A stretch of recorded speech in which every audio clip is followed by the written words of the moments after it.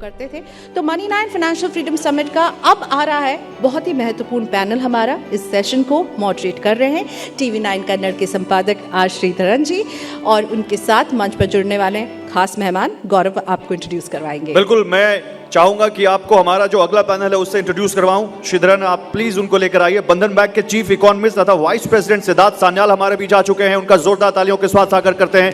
Axis bank के chief economist और executive vice president स्वागत भट्टाचार्य इस वक्त हमारे साथ हैं। बहुत स्वागत है आपका।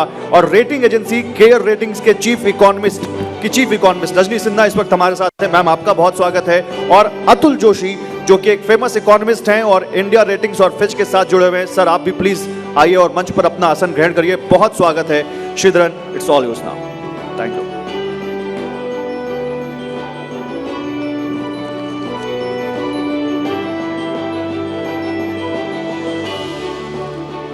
Thank you, Priyanka and Gaurav.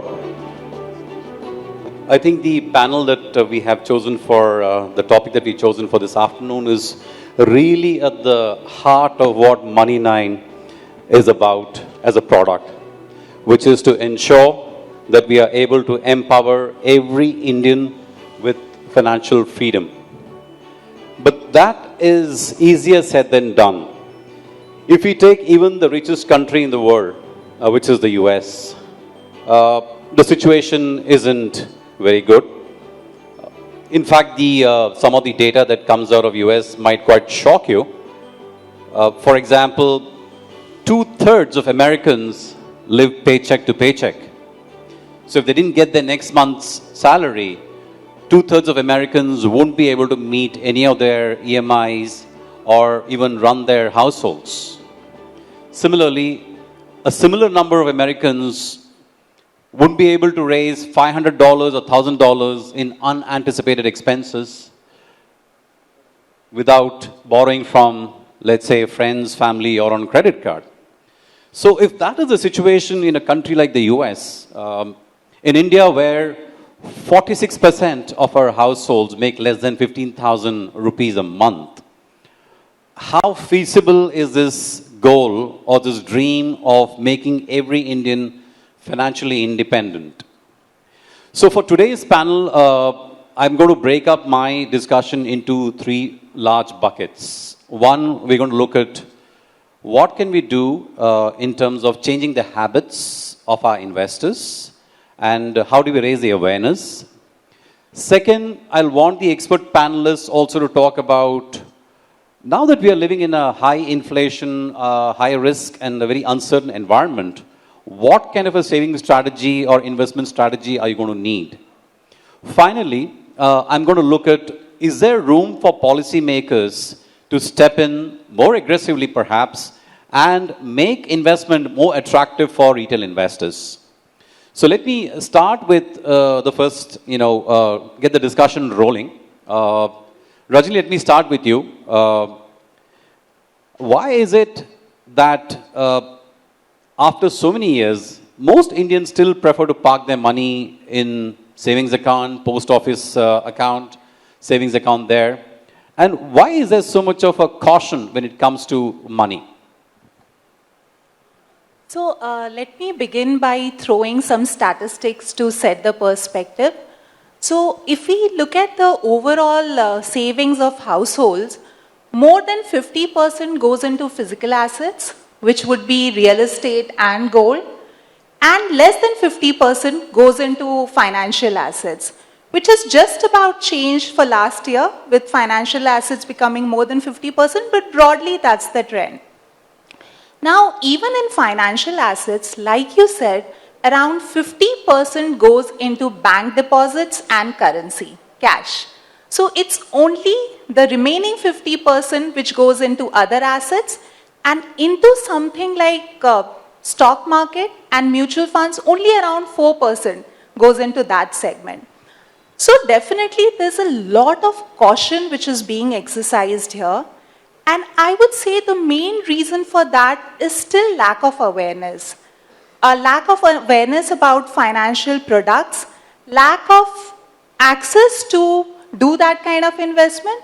So now the banking sector's penetration has improved. So most of the people, even in smaller cities and towns, have bank deposits. But in smaller cities and towns, they still do not have good awareness of other financial products.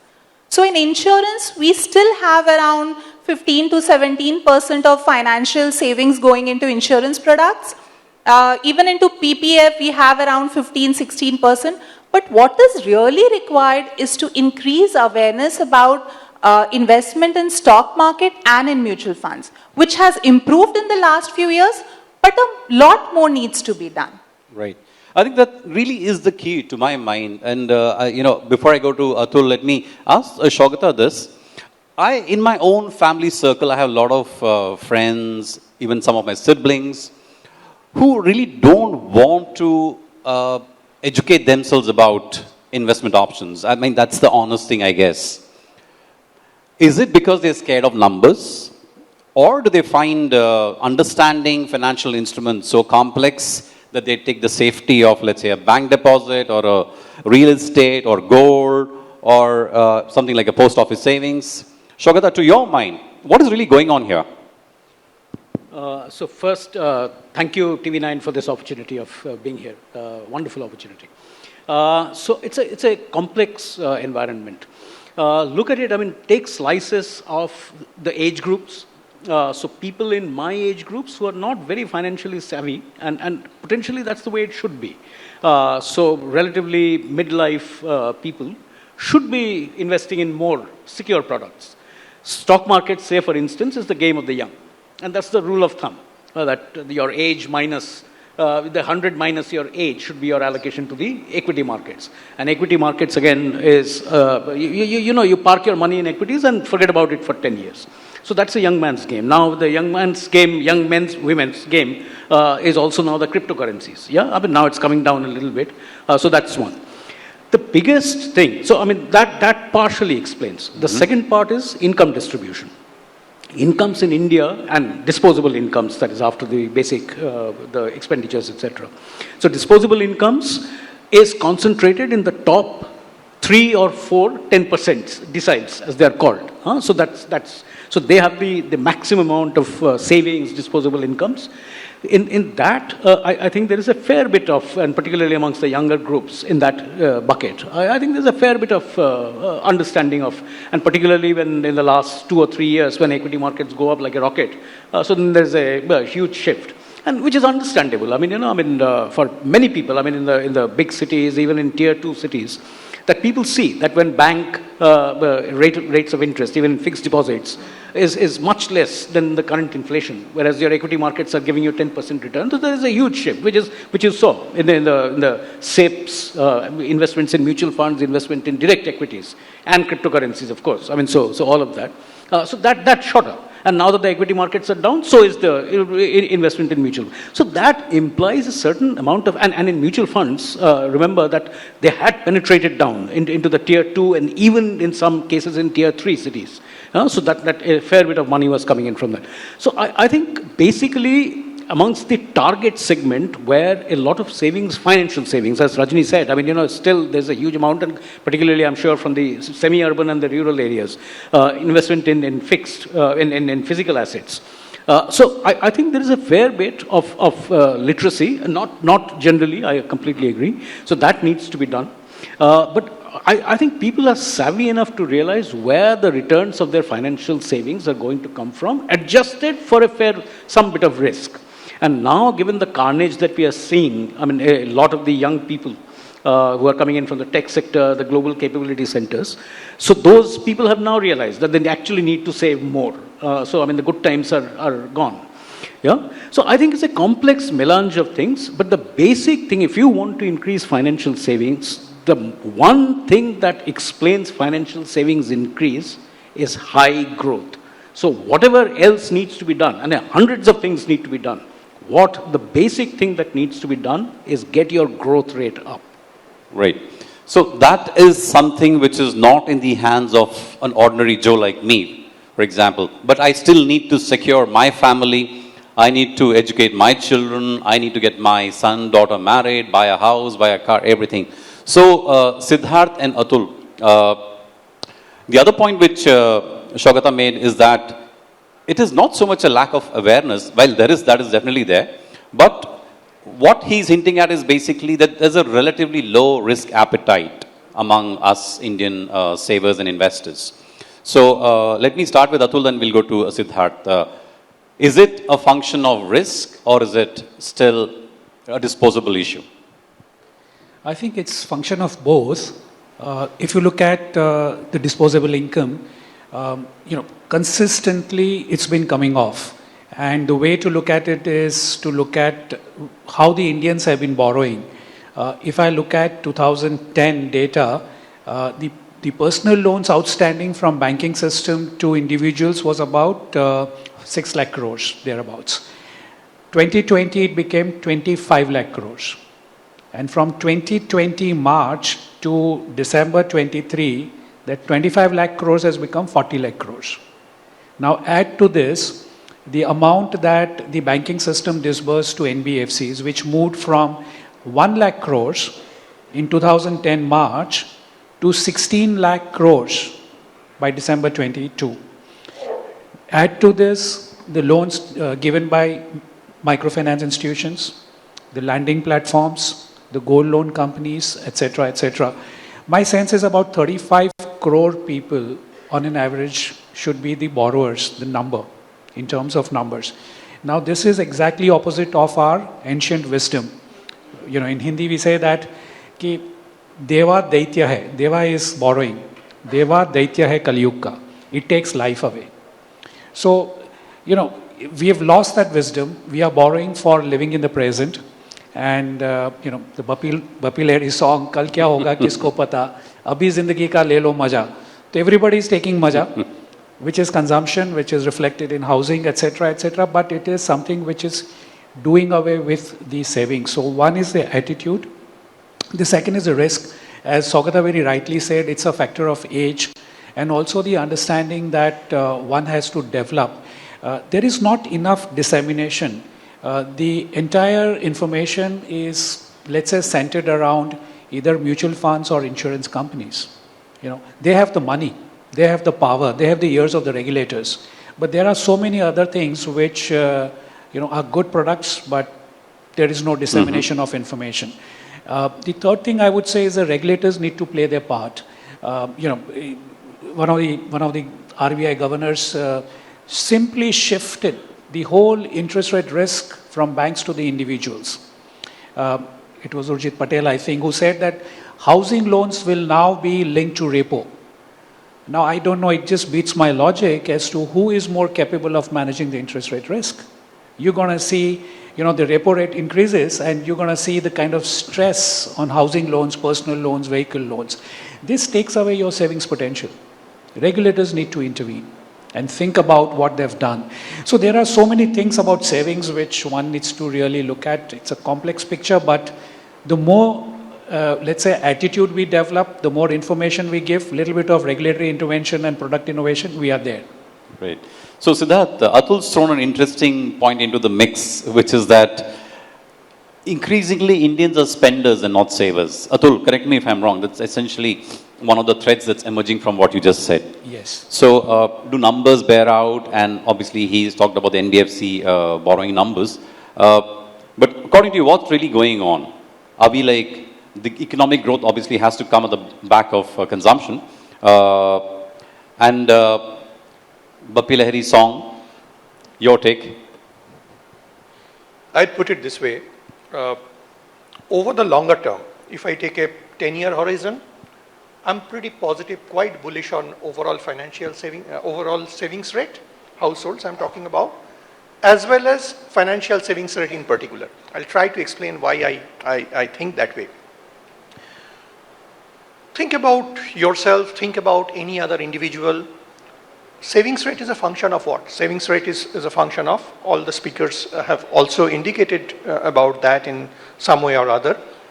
Broadly, we can think about, unless there is very significant change in risk assessment or stuff like that, it's broadly a function of your disposable income and the return you get out of that.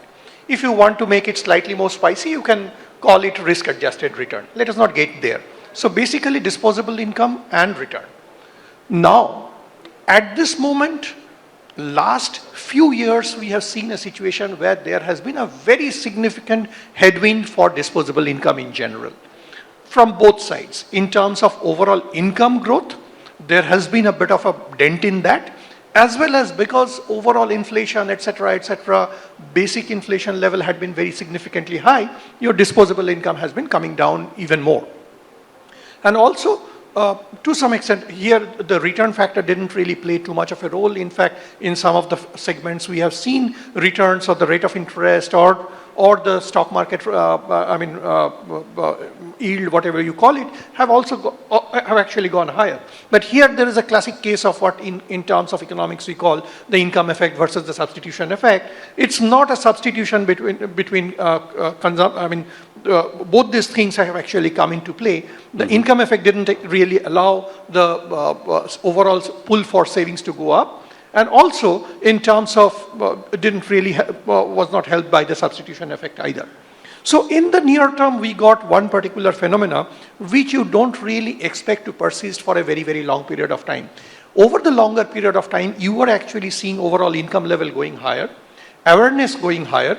People are inclined to hold less money for their cash transaction. There is a possibility 10 years down the line, people might be willing to go with thinner amount of cash in their wallet and pocket. So all these things structurally are good factors for boosting savings and financial savings in general.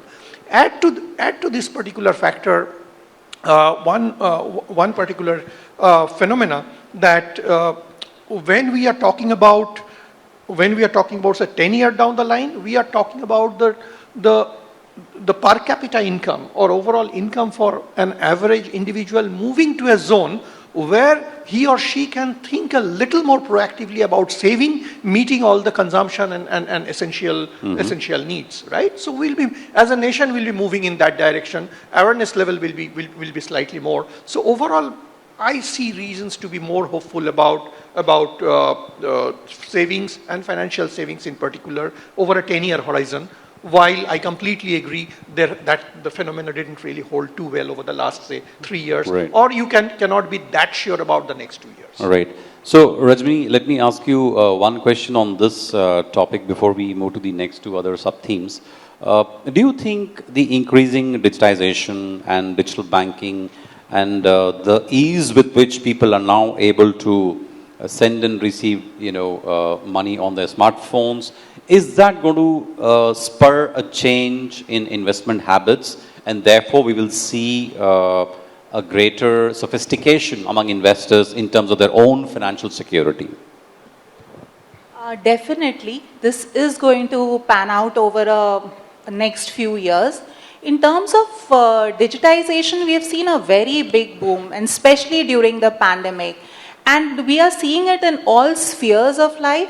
And definitely, even in investment, we saw it growing by leaps and bounds during pandemic. So that's definitely going to help. But what is also important, which I also raised last time, when we are talking about awareness, we are not talking about awareness amongst people like us, people we see around us. We are talking about awareness in other age groups, in other income categories, in other societies, in other cities, in smaller towns. So yes, investment in mutual funds and SIPs have started happening, but we are talking about a much, much bigger pace which we want. So that is something which is going to take time. So even this, talking about digitization and adoption of that in the investment and how we invest, all that is happening. Right now, it's kind of, I would say limited to a set of people, but the whole digitization process, the way even the uneducated people and the working class is adopting to digitization, it's phenomenal.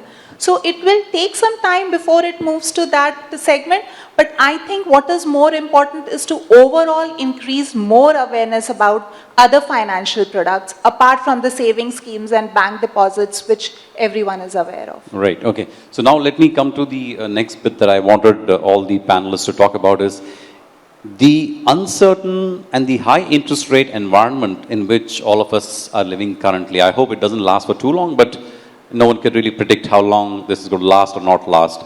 So Atul, let me start with you. Given that interest rates are probably going to keep going up, at least in the US and other, developed countries, and as a result, India may also need to, although today we saw that industry and other economists are urging RBI not to increase interest rates, put a pause on interest rate hikes. What kind of an approach would you advise investors or savers to adopt at this time? Two things. One is that we are almost near the peak, to my mind. I think by October we should start seeing RBI at least reducing rates. And I'm not saying that RBI is going to do it voluntarily. RBI will be forced because of external events if they don't kind of pause now. So give or take, October is where the peak is. So start locking into longer term, high interest rate instruments right away. So one is that whatever instruments you are purchasing or investing in, this is a time to lock into the long term. That's one. The second thing is that you continuously have excess money which you want to reinvest. Look at some of the alternates other than the mutual funds and the insurance companies. For example, RBI has actually floated a retail GSEC platform. I'm not sure how many of you actually look at it, but historically, let me tell you that bank FD rates are about 100 to 250 basis points. 1 से 1.5% कम होता है comparative maturity of GSEC historically, last 20 years. So why invest in a bank FD when RBI gives you the facility to invest in GSEC and you can invest as low as 5,000 rupees. Just go to RBI website, look at retail investments. You can straightway take exposure and earn 100 to 250 basis points of higher interest rate for the same maturity. The third thing would be to look at alternate investment instruments. For example, today a lot of tech platforms give you ability to invest in invoice discounting, 10,000 rupees to whatever amounts you want to invest up to 1 crore. You can take the risk if you want. I mean, analyze the risk, invest it, but it gives you anything between 10% to 13%. Maturity 30 days to 90 days. So that's another option which you have. You have the bond platforms. You can invest in bonds. So these are the things which I think digitally the savings are getting disrupted away from the traditional mutual funds and the insurance companies. So keep your eyes and ears open, and if you look around, there are enough and more options for you to look at and invest and increase your yield on your idle funds, short term, long term, and even in the high interest rates. Great. So Shogata, once again, it does appear there are enough instruments and enough options available. It boils down again to lack of awareness and people acting on those options. So whose job is it to really create this awareness? Obviously, Money9 takes this job very seriously, but I guess there has to be some sort of a push which comes from industry as well as the government as well. So how would you address this? So again, whose job is it to increase savings? Take the example of China. China's savings rate at its peak, now it's come down a little bit, was 50% of GDP. Ours was about at the peak, at the best days was 36 odd percent. Yeah? So China's thing is a government thing. So China's savings to fund China's growth and investment, because their growth was investment led. Yeah, so banks used to offer 0.5% or 1%. So and there were no social safety nets, etc., just like in India. So the point was to sustain China's growth, you had domestic funds, but you didn't have domestic consumption. So China's consumption had to come from abroad. So its exports was the engine of growth using domestic savings. That was a government-led. So the government actually repressed interest rates and extracted savings from households. Yeah. Should India do the same? Probably not. And we are increasing our exports, but it will take some time to hit anywhere close to what China's export levels were and how China's exports helped its domestic growth. So in India's case, again, just like in the last budget that you saw, people have been criticizing the budget, that not enough incentives have been given for increasing disposable incomes, taxes have not been cut. I think one of the best ways to do this is to get the overall levels of interest rates down. It has to be balanced because, I mean, from a borrower's perspective, the guys who invest, so lower interest rates is good, but from a depositor's point of view, you need a certain amount of, so that balance is very difficult. I mean, so and again, when you are borrowing, you actually are investing that you are earning some income. So that level is good. The point that the fiscal deficit did not do enough to get this done, I think the good point is that narrowed the borrowing. So if the government's borrowing does not explode, then your overall levels of interest rates begins to come down, and more importantly, so does inflation. Because inflation is the biggest killer of savings, of consumption, etc. So that needs to come down. That is slowly coming down. So from the push and pull factors, from the government's push factors, I think the government is doing more or less close to what it ideally should be doing. From the pull factors, from our industry, insurance industry, you just saw the industry, heard the industry panel, industry, provident funds, etc., and mutual funds. And so from the pull factors, I think probably something else needs to be done. But again, I mean, a lot of these are dependent on markets. Only very sophisticated investors, the people in this room, many of your listening audience, will be able to time the changes in interest rates, etc. Because remember, the returns, which is, as Siddharth also mentioned, that returns are a big factor in determining savings behavior. So returns are very economic cycle dependent. How you change your your allocation asset is what determines your return, not so much the individual bonds or stocks or whatever. So that's something that the mutual funds, say industry for instance, people during the pandemic became very conscious of the need for insurance, because mortality rates increased, etc. That is again coming down. So I mean, if you talk to insurance, you will hear that in tier 2, tier 3 cities, the demand for insurance premier products are beginning to come off. So this is a complex environment. I mean, what's the role of the government? What's the role of the individual? But the government's role and the regulator's role is definitely increasing financial literacy, safety, risks, etc. Right. So, Siddharth, since we have a lot of people watching us online on Money9 Hindi and Bharatvarsh also, मैं आपसे ये हिंदी में पूछूंगा ये वाला सवाल कि अभी जो सौगता जी ने कहा था कि there are a lot of options available, but इसको मैनेज करना आना चाहिए. तो ये जो है, जो एक आदमी, आम आदमी है, वो दिन भर अपने काम में बिजी रहता है, उसके बस का तो है नहीं. तो इसका मतलब है कि सबसे अच्छा जो उपाय है कि आप किसी fund manager, reliable fund manager के साथ आप अपना इन्वेस्ट कीजिए और fill it, shut it, forget वाला जैसा बात. तो इस पे आप क्या कहना चाहेंगे हिंदी में? Okay, so I'll put it this way. I'll take a step back. हम जब बैंकिंग की बात करते हैं तो बैंकिंग में एक बहुत कॉमन टर्मिनोलॉजी हम सब लोग in this room everyone would know, this is a terminology called SLR, statutory liquidity ratio. In personal finance also I think there is one SLR concept knowingly or unknowingly in a saver's mind. That SLR stands for something else. That SLR is safety, liquidity and return, and possibly in that order, right? And you cannot deny the merit of that particular factor. You have to ensure that. My sense is that over a period of time, a very significant improvement that needs to come is थोड़ा asset allocation और थोड़ा actively होने की जरूरत है. क्योंकि आप खाली safety factor में dominated रहेंगे और पूरा के पूरा पैसा आपका बैंक्स का सेविंग्स डिपॉजिट में डालेंगे, because that is the most safe and most liquid, then you will not get return. So somewhere over the long term, people will try to strike that balance. Here, the role of the government is in terms of generating awareness, so that people also know that safety factor किस में कितना है, कहाँ आप कितना risk ले रहे हो. I think we are moving well in that particular direction. Over a period of time, I think people have started doing that allocation mental maths in the back of their mind, that okay, I need this much money at short notice, so I'll be keeping it here.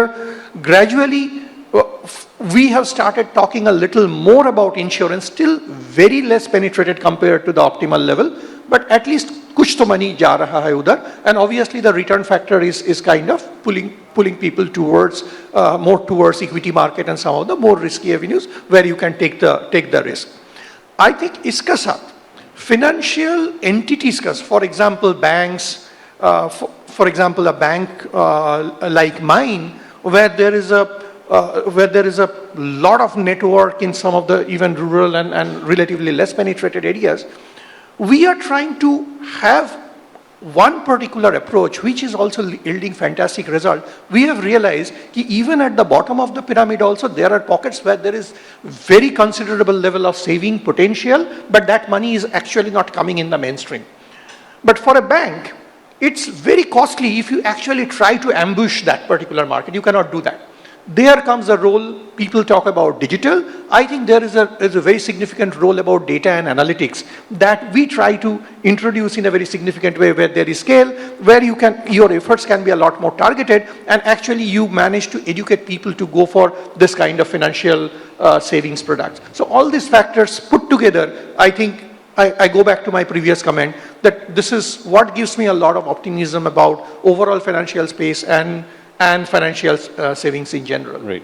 तो रजनी और अतुल जी, दो बातें जो निकली हैं इनके कहने से ये है कि एक मैंने सुना पोर्टफोलियो एलोकेशन और दूसरा रिटर्न मैनेजमेंट। ये जो आम आदमी जब सुनता है वो तो हाथ खड़े कर देता है, वो तो बोला यार ये तो मुझे नहीं समझ आता ये क्या है। तो आप क्या कहेंगे, कैसे उनको क्या कहेंगे कि कैसे अपना पैसा मैनेज करना चाहिए, सबसे उचित उपाय क्या है? मैं कहूँगी कि जैसा कि आपने कहा, आम आदमी के लिए टाइम करना कि इक्विटी मार्केट कब टॉप में है या इंटरेस्ट रेट अब इससे बढ़ेगा घटेगा, ये बहुत मुश्किल है। सो आम आदमी को जो अपना एलोकेशन है वो अपने एज के हिसाब से करना चाहिए। जब वो यंगर हैं उन्हें थोड़ा रिस्क लेना चाहिए, उनको अपना ज़्यादा पोर्टफोलियो इक्विटी में रखना चाहिए और रिलेटिवली कम डेट में रखना चाहिए। और जैसे जैसे कि उनका एज बढ़ता है उनका डेट का प्रपोर्शन बढ़ा देना चाहिए। आई थिंक ये सिंपल कॉन्सेप्ट बेटर रहेगा। अगर उन्हें और कुछ नहीं समझ में आता है तो एटलीस्ट इतना वो करें। और अगर स्टॉक मार्केट में कर रहे हैं तो वो डायरेक्टली अगर वो नहीं समझ में आता है उन्हें किस स्टॉक में डालें क्या, तो वो म्यूचुअल फंड में SIP करें और वो SIP करके एक जो भी अमाउंट वो कर सकते हैं मंथली बेसिस में वो करके और वो भूल जाएं। क्योंकि अगर वो मार्केट का वो ऊपर चढ़ना गिरना वो देखेंगे और ट्रैक करेंगे तो वो घबरा जाएंगे, उनको लगेगा वो म्यूचुअल फंड से बाहर निकल जाएं। तो जैसा कि मेरे पैनलिस्ट ने पहले भी कहा कि इक्विटी मार्केट में आप डाल रहे हो तो 5 साल 10 साल के लिए आप पैसा डाल के भूल जाओ, और SIP बेस्ट है उसमें, क्योंकि उसमें फिर आपको टाइम नहीं करना पड़ेगा। अतुल जी, आपका सुझाव? दो चीज़ें मैं कहूँगा। एक तो रजनी जी की बात बिल्कुल सही है कि उम्र के हिसाब से इन्वेस्ट करना चाहिए। दूसरा मैं कहूँगा कि हमारी संस्कृति को देख के इन्वेस्ट करना चाहिए। हम देखते हैं कि हमारी फैमिलीज़ में क्या होता है, हमारी फैमिलीज़ में ये होता है कि लड़का हो या लड़की हो, शादी में उसको सोना देना ही है। तो एक ये है कि अभी से ही उसका प्रोविज़न करते चले। लोग ये कहेंगे कि भैया ये बिल्कुल वेस्टफुल इन्वेस्टमेंट है, इससे कोई नौकरियां नहीं बनती। मैं कम्प्लीटली डिसएग्री हूँ। एक बार किसी ज्वेलर की दुकान पे बैठिए और ये देखिए कि वो कितना एम्प्लॉयमेंट जनरेट करता है। One of the biggest employment generation is through gold and gold jewellery. तो मैं ये कहूँगा कि अगर आपके कुटुंब में शादी का जो चलता है वो व्यवहार चलता होगा तो धीरे धीरे 1 गिनी 2 गिनी 3 गिनी लेते रहिए।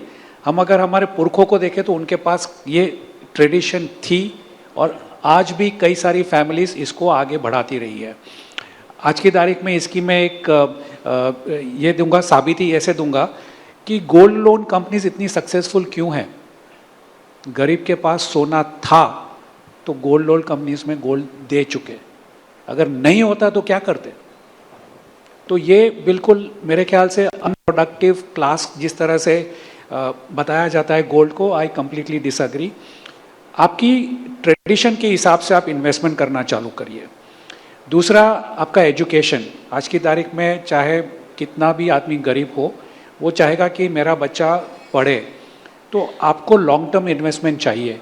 कि जब वो बच्चा ग्रेजुएट होगा तो उसको MBA में जाना है तो 5 लाख, 50 लाख, 60 लाख कुछ भी एडमिशन फ़ी हो सकती है, तो उसको मद्देनज़र रख के अभी से कैसे सेविंग करें। तो यह है कि एक तो आप रिस्क लीजिए, इक्विटी में देखिए, लेकिन ये भी होता है कि आपको इक्विटी में अगर इन्वेस्ट करना है तो आपको चौकन्ना रहना पड़ता है। ये भी हकीकत है कि अगर जिस वक्त आपको डिसइन्वेस्ट करना हो तभी कोई ग्लोबल इवेंट हो गया तो आपकी प्राइस 30, 40, 50% वैसे ही निकल जाती है।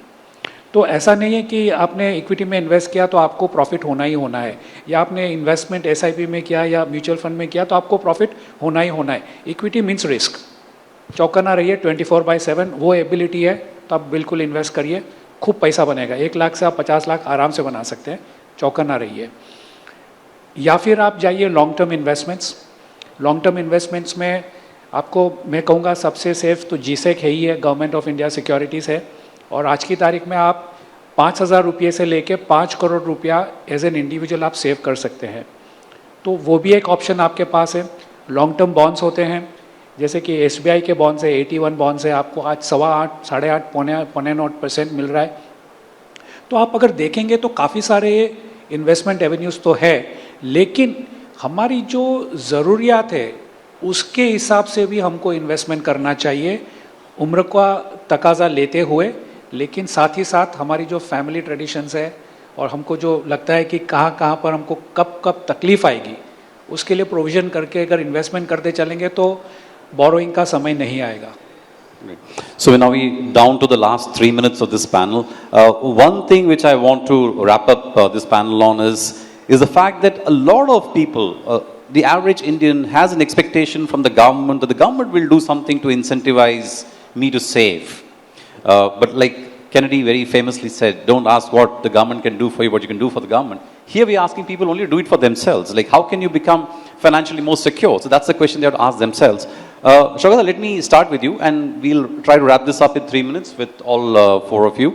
Are we now in an era where the investor should expect that the SOPs and incentives that were given before to encourage, say, savings and other investments, although in this budget also we had the Mahila, Samman saving scheme which was launched. Is that like gone now? Are we in a different era now as investors?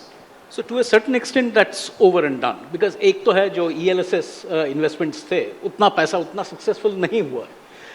बाकी interest rates, महिला सम्मान, सुकन्या समृद्धि, हाँ ये सब के लिए specific schemes के लिए टारगेटिंग स्पेसिफिक ग्रुप्स, हाँ उनके लिए वो टारगेट करके उनको हायर इंटरेस्ट रेट्स दे रहे हैं गवर्नमेंट। थर्ड है EPF, PF, मैंने जो हमारे जो प्रोविडेंट फंड और स्मॉल सेविंग्स के इंस्ट्रूमेंट्स हैं वहाँ पे हाई रेट्स बढ़ा के रखे हैं, वहाँ पे वो खींचने की कोशिश कर रहे हैं।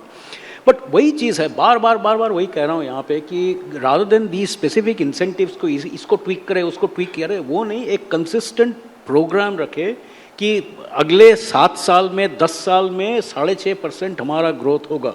लास्ट टाइम रिमेंबर ये 2003 से लेके 2008 तक के before the global financial crisis spoiled that party, हाँ वो that was the golden years of growth and the golden years of savings.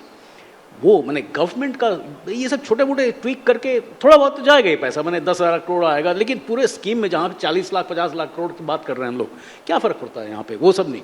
तो एक गवर्नमेंट को करना है, ग्रोथ पे नज़र रखे, बिल्कुल फोकस वहाँ पे रखे। Siddharth, I think long term में 2-3 चीज़ें इंपॉर्टेंट है इसमें।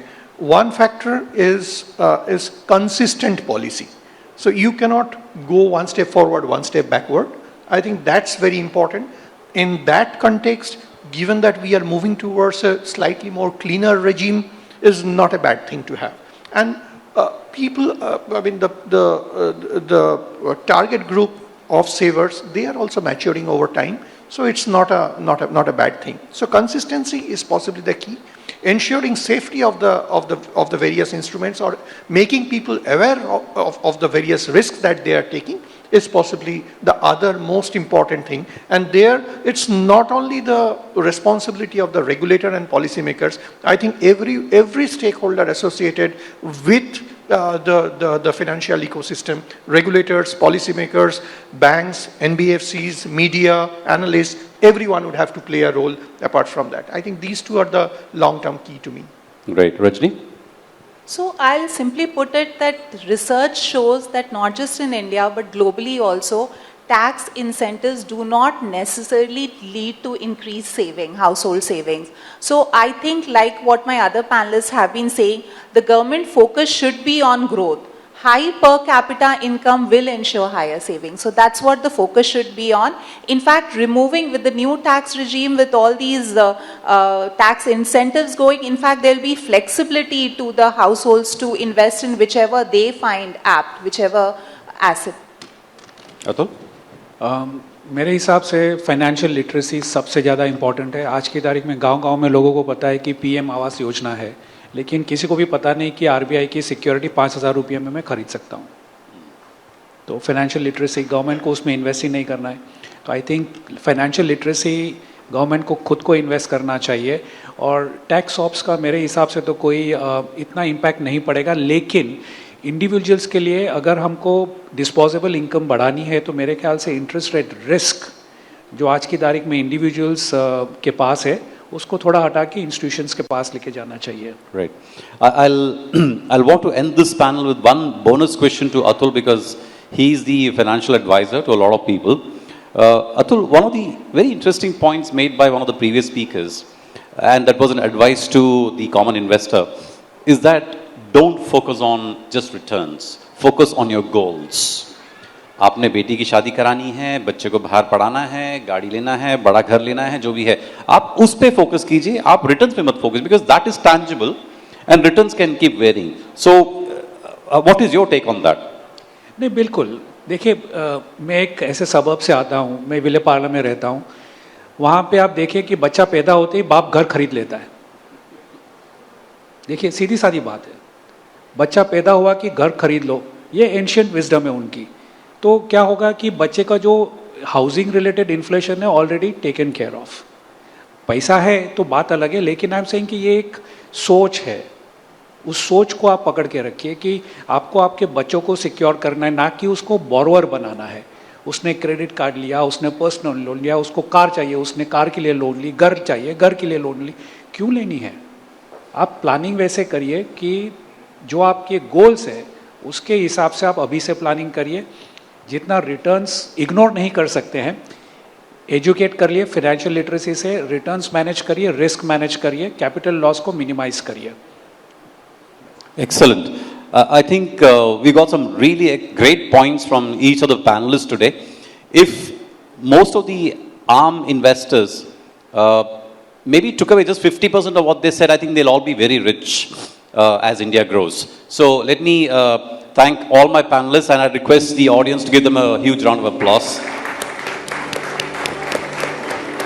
Thank you so much, Sridharan, for this interesting talk. Bollywood भी था, पैसा भी था, निवेश भी था, बच्चे और गाड़ी भी थे, तो बहुत अच्छी लगी ये सारी बातें। इकोनॉमिस्ट के मुंह से हम आज जब सुन रहे थे तो हमें समझ में आ रहा था कि निवेशक जो गलतियां कर रहा है उसको समझने को, अगर उसे समझ में नहीं आ रहा है तो इस पैनल को जो श्रीधरन के साथ आज हमारे स्टीम पैनलिस्ट थे, क्या ये सुनना चाहिए, जो मनी 9 बार बार आपको यही कह रहा है। Thank you Sridharan, thank you so much guest, but I would just want all of you to wait here because I want to invite now Kalpak Kekre, channel head TV9 Gujarati. Please sir, please come on the stage and honor our experts today.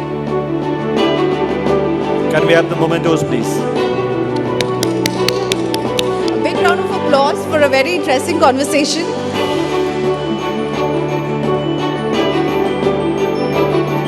कल्पक जी, please mementos देकर सम्मान कीजिए हमारे guest का।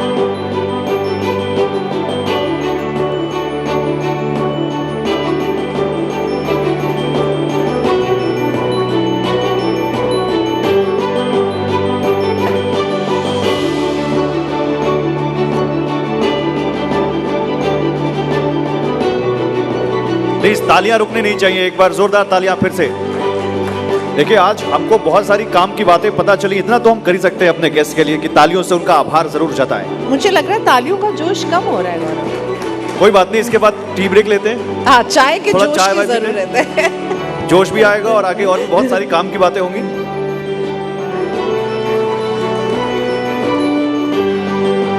Thank you so much, sir. Thank you so much.